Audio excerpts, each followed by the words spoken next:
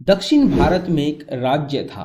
ये राज्य सेना विस्तार और धन के मामले में बाकी राज्यों से थोड़ा छोटा था। यहाँ का राजा अपनी प्रजा का काफी अच्छे से ध्यान रखता। वो ये सुनिश्चित करता कि उसकी प्रजा हमेशा खुश और सुखी रहे। सैन्य बल कम होने की वजह से अक्सर इस राज्य पर पड़ोसी राजा हमला कर इस राज्य को हथियाने की कोशिश करते, लेकिन राज्य को चाहने वाले सैनिक जी जान से उनका सामना करते और अपने राज्य को बचाते। इस बार इस राज्य पर 10 गुना बड़े सैन्य बल वाले राज्य ने हमला करने का ऐलान किया। इस वजह से इस राज्य के हिम्मती सैनिकों की हिम्मत जवाब दे गई। राजा को अपने सैनिकों को यूं डरा हुआ देखकर चिंता होने लगी। राज्य ने अपने सेनापति के साथ एक बैठक करके इस बारे में काफी सोच विचार किया। राजा ने इस समस्या के लिए सेनापति से उपाय चाहा। राजा ने यह देखकर दंग और निराश हो गया कि उसकी सेना का सेनापति भी इस घटना के डर कर हार मानने और आत्मसमर्पण करने की बात कर रहा था। उसके हिसाब से इतनी बड़ी सेना का सामना करके सैनिकों की जान गंवाने से अच्छा है सामने वाले राजा से हार स्वीकार कर समझौता कर लिया जाए। अपने सैनिकों और सेनापति के ऐसे रवैये से निराश राजा अपने सन्यासी गुरु के पास जाता है और सारी परिस्थिति से उन्हें अवगत कराता है। राजा की बात और परेशानी समझने के बाद गुरु उससे कहता है कि सबसे पहले उस सेनापति को कारागार में डाल दो जो बिना लड़े ही हार मान गया है। राजा ने कहा, अगर वो ऐसा करता है तो उसकी सेना का नेतृत्व कौन करेगा? गुरु ने कहा, मैं भी इसी राज्य में रहता हूँ और अब मुझे भी अपनी राज्य का ऋण चुकाने का अवसर मिला है, इसलिए मैं सेना का नेतृत्व करूंगा। हालांकि राजा को यह समझ नहीं आ रहा था कि एक सन्यासी गुरु जिसने कभी कोई युद्ध नहीं लड़ा कैसे सेना का नेतृत्व कर सकता है, लेकिन और कोई मार्ग न होने से राजा मान गया। गुरु अपनी हताश सेना को लेकर युद्ध के लिए कूच कर गया।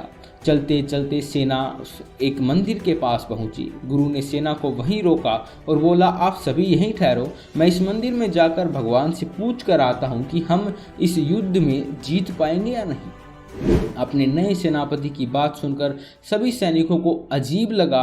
कुछ सैनिकों ने उन्हें पूछा, इस मंदिर में पत्थर को मूर्ति कैसे आपको हमारी हार या जीत के बारे में बताएगी? गुरु ने कहा, मैंने सन्यासी जीवन के दौरान तपस्या कर कुछ दिव्य शक्तियां पाई हैं जिनकी मदद से मैं भगवान से बातें कर सकता हूँ। इतना कहकर वो मंदिर के अंदर चले गए। कुछ मिनटों के बाद जब गुरु लौटा तब सैनिकों ने उनसे पूछा कि भगवान ने उनसे क्या कहा।